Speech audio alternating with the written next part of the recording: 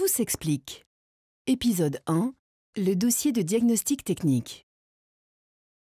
Aujourd'hui, lorsqu'un propriétaire souhaite vendre ou louer son bien immobilier, maison ou appartement, il doit obligatoirement faire réaliser un diagnostic immobilier. Le diagnostiqueur va examiner le bien afin de contrôler la présence ou non de plomb, notamment dans les peintures, de matériaux ou de produits contenant de l'amiante, de termites ou de mérules, par exemple dans les boiseries.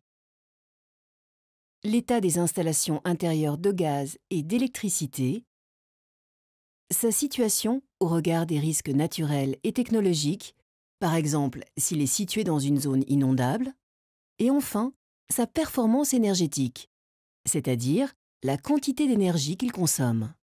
La loi impose que ces constatations soient rassemblées dans un dossier appelé Dossier de diagnostic technique, DDT, qui doit être annexé à la promesse et à l'acte de vente ou au contrat de location. Le diagnostic immobilier est essentiel pour 3 raisons principales. D'abord, parce qu'il protège la santé et la sécurité des futurs occupants. En effet, le bien immobilier recèle une multitude de dangers: électricité, gaz, amiante. Ensuite, parce qu'il contient des recommandations sur les travaux à réaliser pour améliorer le bien et protéger ses occupants, et pour réaliser des économies d'énergie. Enfin, parce qu'il fournit aux parties concernées des informations fiables et objectives sur le bien immobilier. Le propriétaire évite, par exemple, des litiges avec l'acquéreur, car la découverte de vices cachés après la vente pourrait entraîner son annulation.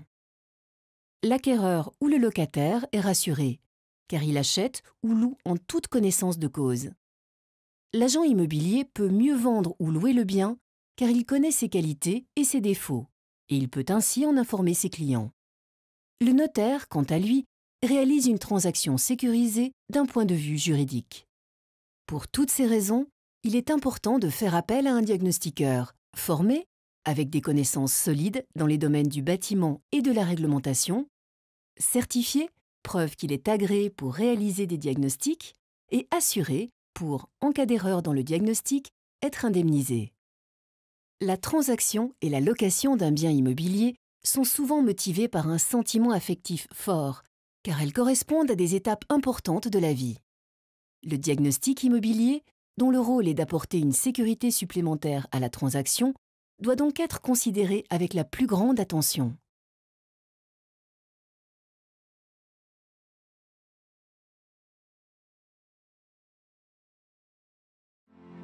Agenda, la référence diagnostique.